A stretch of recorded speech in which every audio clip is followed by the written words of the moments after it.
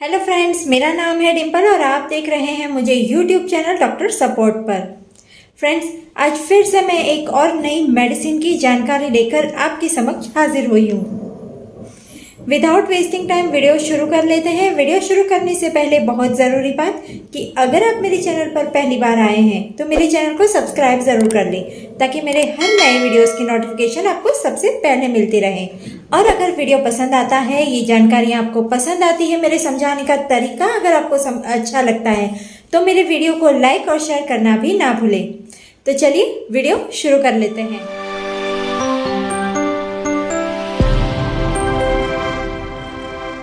तो फ्रेंड्स, आज हम जिस मेडिसिन की बात करने वाले हैं उसका नाम है बेलाडोना। बेलाडोना मेडिसिन जो है, इसके लिए अगर मैं एक शब्द में कहूँ तो होम्योपैथी अधूरी है बेलाडोना के बगैर। बेलाडोना का कार्य जो है वो इतनी ज़्यादा परेशानियों में होता है, इसका जो इस्तेमाल होता है वो इतनी ज़्यादा परेशानियों में इसका इस्तेमाल होता है कि अगर मैं ये वर्ड यूज़ करूँ कि होम्योपैथी अधूरी है बिना बेलाडोना के, तो ये बहुत ही सही बात है। बेलाडोना ऑलमोस्ट परेशानियों में इस्तेमाल में आने वाली मेडिसिन है, जिसमें अगर मैं मुख्य कुछ चीज़ों के बारे में यानी कि मुख्य कुछ परेशानियों के बारे में बात करूं, वैसे तो हम डिटेल में पूरी जानकारी लेंगे कि किस किस तरह की परेशानी में बेलाडोना का उपयोग होता है, लेकिन अगर मैं मुख्य कुछ परेशानियों की यहाँ स्टार्टिंग में बात करूं तो रक्त संकुलता में जो भी परेशानियां होती है, रक्त संकुलता की वजह से जो भी परेशानियां होती है, वहाँ पर बेलाडोना सबसे पहले कार्य में आने वाली यानी कि सबसे पहले उपयोग में आने वाली मेडिसिन है। साथ ही साथ ज्ञानेंद्रियों का विपरीत कार्य करना है, गलत तरीके से वो कार्य कर रही है तो उसकी जो भी विपरीतता होती है उसको कम करने में या उसको सही करने के लिए ही बेलाडोना का उपयोग होता है। और साथ ही साथ एक ऐसी परेशानी का नाम मैं यहाँ पर बताना चाहूँगी जो एक महामारी की तरह दुनिया में फैला हुआ है, बहुत परेशान होते हैं लोग उससे। तो अगर मैं उसकी बात करूँ तो लकवा जो है वो बहुत ही एक शांत कहने वाली एक परेशानी है जो बड़ी चुपके से आती है और लंबे टाइम तक रहने वाली, यानी कि आधे से ज़्यादा ज़िंदगी बीत जाने के बाद भी कुछ लोग लकवे से राहत नहीं मिलती है, उन्हें वो ठीक नहीं हो पाते हैं। तो लकवे जैसी परेशानी जो कि बहुत साइलेंट प्रॉब्लम कही जाती है, उसके लिए बेलाडोना कारगर साबित होती है। रामबाण इसका इलाज है, वो है बेलाडोना। इसके अलावा जिन लोगों की शरीर में हमेशा गर्मी बनी रहती है या जिनका शरीर जो है वो हमेशा गर्म बना रहता है, या फिर ऐसे लोग जिनका चेहरा जो है वो हमेशा एकदम लाल लाल रहता है, जैसे तमतमाया हुआ लाल चेहरा होता है, या फिर किसी किसी की बॉडी जो होती है जो एकदम से लाल होती है, या फिर उसे छुओ तो आपको गर्म लगता है, दिखती ही एकदम लाल लाल होती है, या फिर उसकी स्किन भी बहुत गर्म होती है। साथ ही साथ अगर किसी का चेहरा भी गरम गरम लगता है, लाल लाल है, अगर गरम चेहरा नहीं है लेकिन सिर्फ लाल है, बहुत ज़्यादा चेहरा लाल दिखता है, तो वहाँ पर भी मेडिसिन का ही उपयोग होता है। साथ ही साथ गले की ग्रंथियों में अगर सूजन आ रही है या गले की ग्रंथियों से रिलेटेड अगर कोई परेशानी है, गले की नाड़ियों में अगर जलन होती है, साथ ही साथ इंसान के उत्साह में बड़ी कमी आ गई हो, उदासीनता आ गई हो, व्यक्ति को बहुत ज़्यादा अगर नींद आती हो, बहुत ज़्यादा उदासीन हो गया हो, ख्यालों में खोया रहता हो, व्यक्ति को इतनी ज़्यादा नींद आती है मानो वो बेहोशी हो गया हो, पूरे पूरे दिन अगर वो इंसान नींद की गहराई में रहता है, हमेशा बेहोशी की तरह पड़ा रहता है, अगर उत्साह की बहुत ज़्यादा कमी हो गई है, साथ ही साथ गले में अगर खुश्की रहती है, साथ ही साथ अगर किसी व्यक्ति को न्यूरोलिक पेन होता है, यानी कि अचानक से शरीर की तंत्रिकाओं में दर्द शुरू हो जाता है और ये दर्द लगातार बने रहता है, और साथ ही साथ तंत्रिकाओं में जलन होती रहती है, शरीर के किसी भी तंत्रिका में अगर दर्द शुरू हो जाए और वहाँ पर जलन होती रहती हो, तब जो है आपको सर्वप्रथम जिस मेडिसिन का उपयोग करना होता है वो होती है बेलाडोना। बेलाडोना मेडिसिन इस सभी तरह की मुख्य परेशानी है जिस पर सबसे पहले बेलाडोना का उपयोग किया जाता है।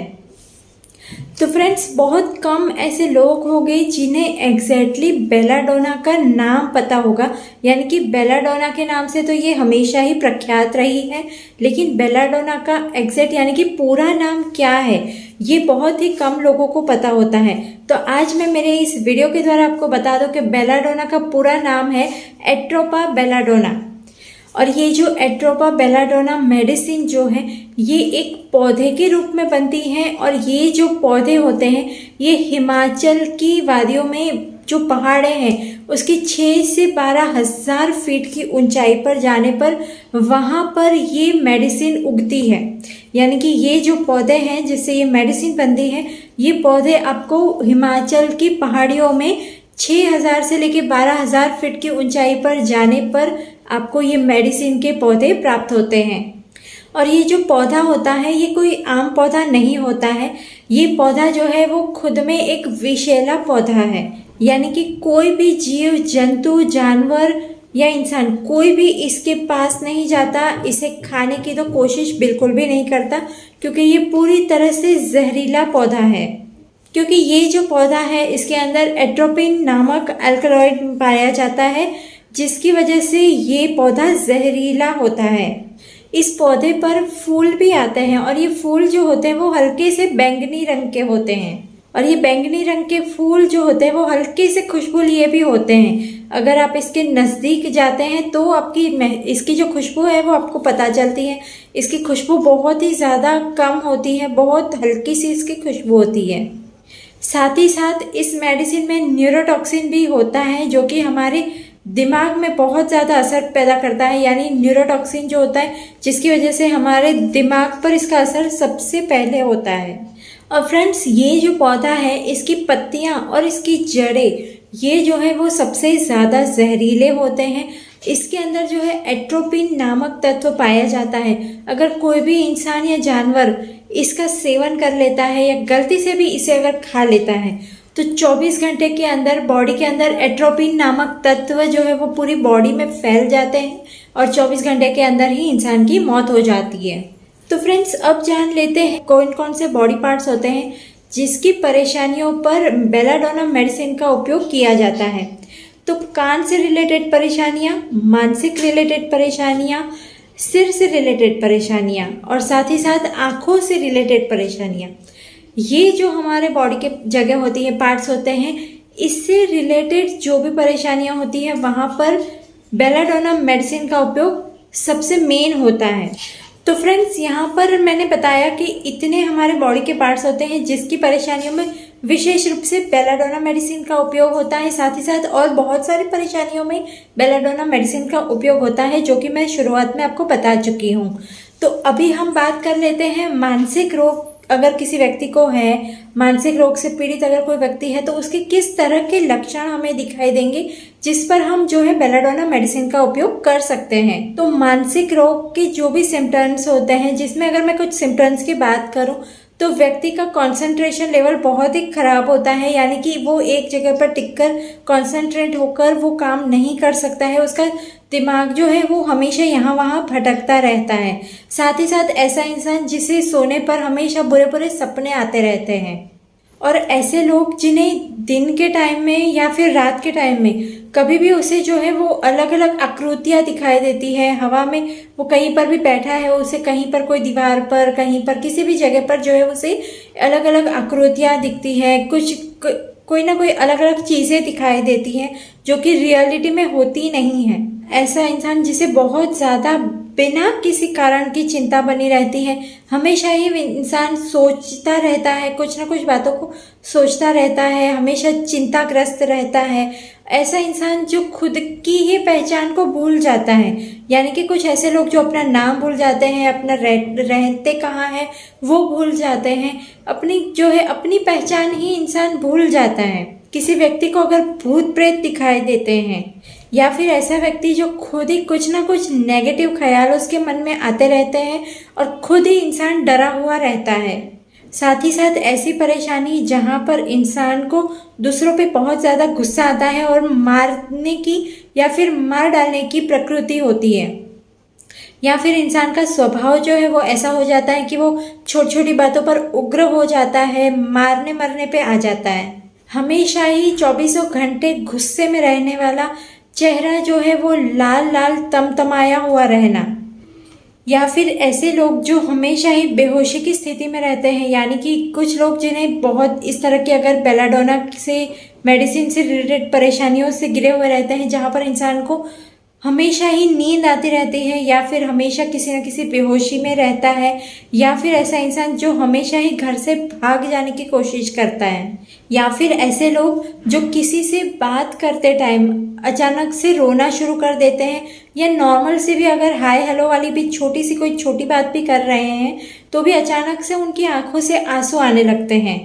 ये जो भी समस्याएं मैंने बताई है ये सारी मन से रिलेटेड है, यानी कि मानसिक परेशानियां हैं। अगर इस तरह के कोई भी सिम्टम्स किसी को दिखाई दे रहे हैं तो इसे समझना चाहिए कि ये सारी मानसिक परेशानियां हैं। तो इस तरह के अगर कोई भी किसी भी व्यक्ति को परेशानी हो रही है तो कोई भी और मेडिसिन का उपयोग करने से पहले सर्वप्रथम जो है आपको बेलाडोना मेडिसिन का उपयोग शुरू कर देना चाहिए। इससे जो है इंसान का दिमाग जो है वो स्ट्रेस फ्री हो जाता है, उसका स्ट्रेस लेवल जो है वो कम हो जाता है, और इसकी वजह से जो है ये सारी जो परेशानियां उसे हो रही थी वो धीरे धीरे कम होने लगती हैं। कर लेते हैं कुछ ऐसे सिम्टम्स जो नॉर्मली लोगों को होते रहते हैं, जैसे कि अचानक से चक्कर आना। ये परेशानी जो है वो गर्मियों में काफ़ी लोगों को होती है, खासकर महिलाओं को होती है।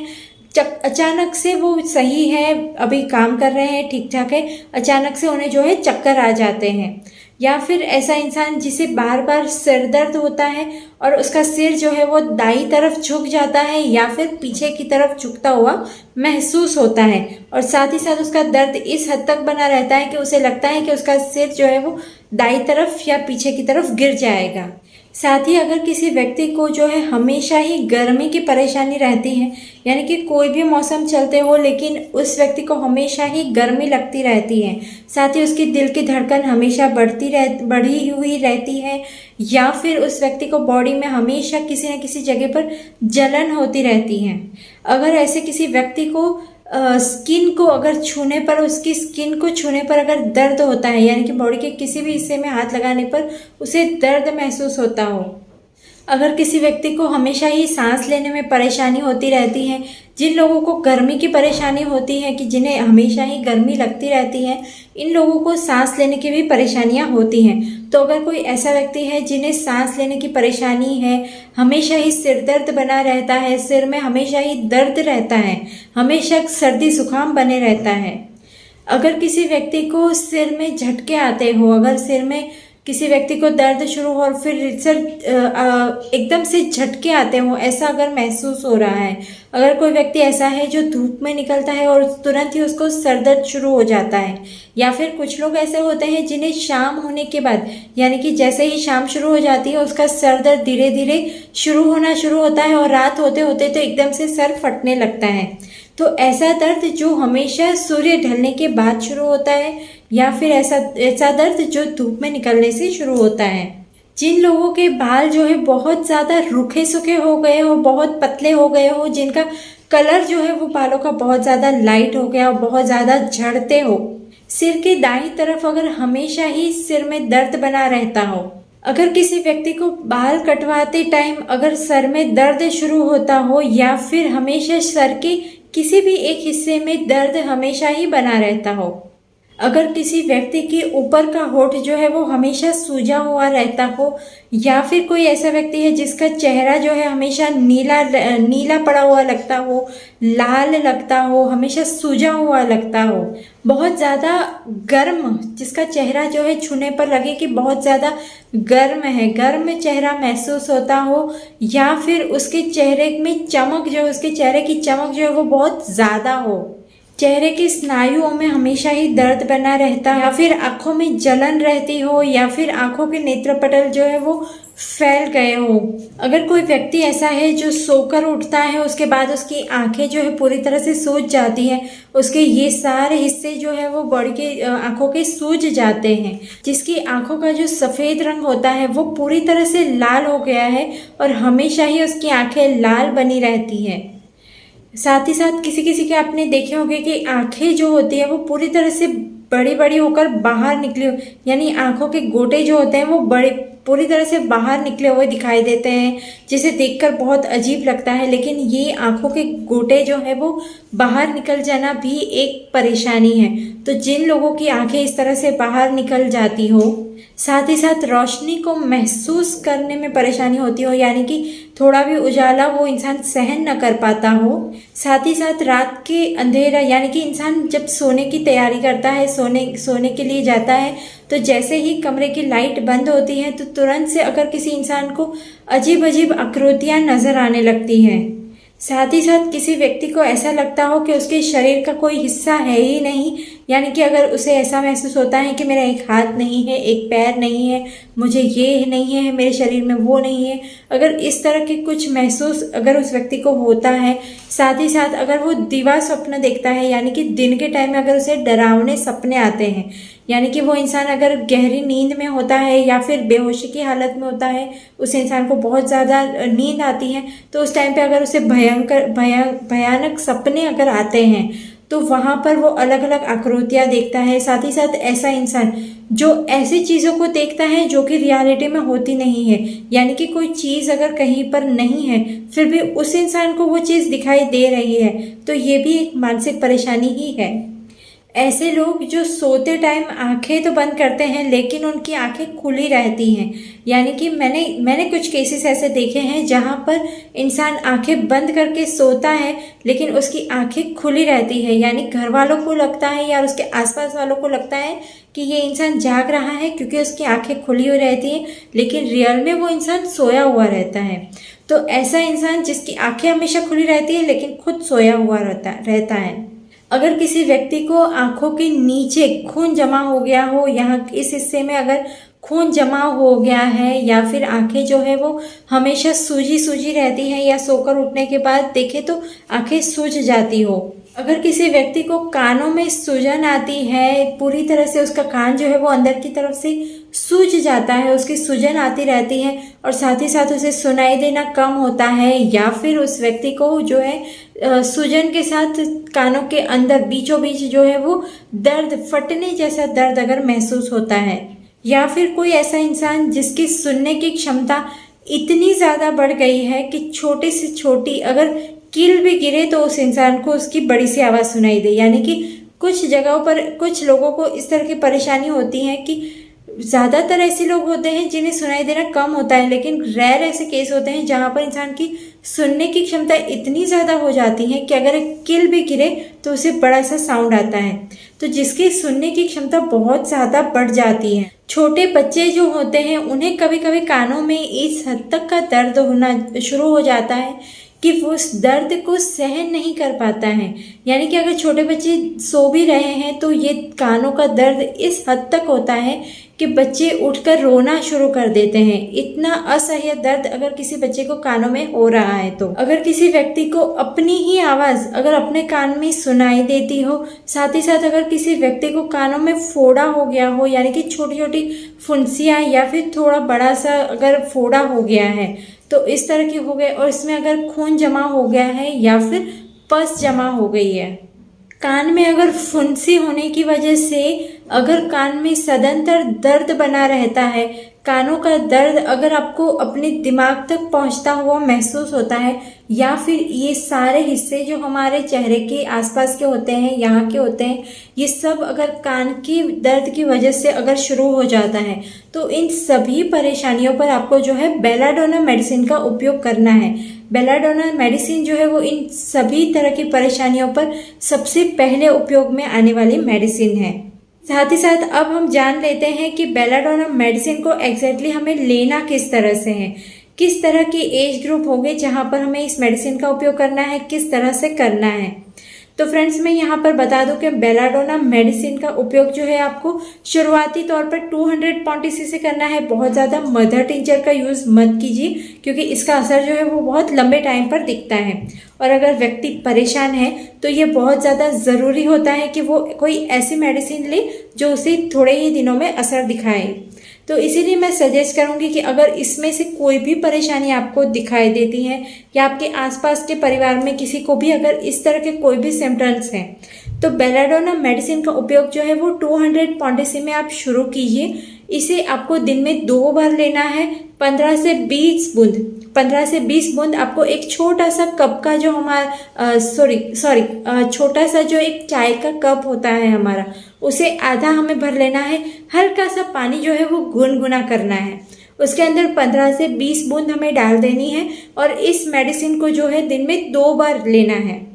अगर आप 200 क्वांटिटी में इसका उपयोग कर रहे हैं तो इसे 2 बार दिन में लीजिए। इसका असर जो है आपको 1 हफ्ते के अंदर ही दिखाई देगा।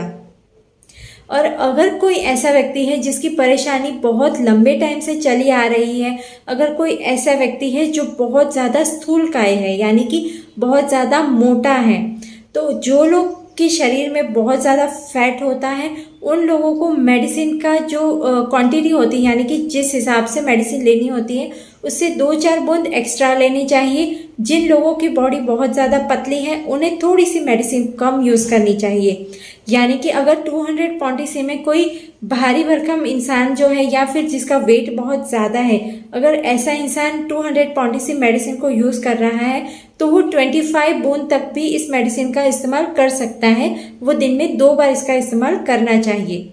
वही चीज़ अगर कोई पतला इंसान कर रहा है तो उसे 10 से 15 बूंद भी उसके लिए इनफ है। अगर कोई व्यक्ति ऐसा है जिसकी परेशानी बहुत ज़्यादा लंबी है यानी कि बहुत पुरानी परेशानी है, तो वहाँ पर उस इंसान को 1 mg क्वांटिटी में मेडिसिन का उपयोग शुरू करना चाहिए। 1 mg क्वांटिटी में अगर आप मेडिसिन का उपयोग कर रहे हैं तो इसे 15 बूंद तक ही लेना है, चाहे आपका वेट बहुत ज़्यादा है या फिर कम है। जो भी है 1 mg क्वांटिटी बहुत ज़्यादा हैवी क्वांटिटी होती है तो इसका उपयोग आपको दिन में 1 ही बार करना है और 15 बूंद से आगे बिल्कुल नहीं लेना है। तो फ्रेंड्स, ये मेडिसिन जो है आपको 1 हफ्ते के अंदर ही अपना रिजल्ट दिखाना शुरू कर देती है। ये मेडिसिन बहुत ज़्यादा असरकारक होती है इन सारी परेशानियों के लिए। आजकल की जो स्ट्रेस लाइफ है इसमें बहुत से लोगों को बहुत तरह की मानसिक परेशानियां हो जाती हैं। ये बात अलग है कि हम इसे एक्सेप्ट नहीं करते हैं या फिर हम इसे समझने की कोशिश ही नहीं करते।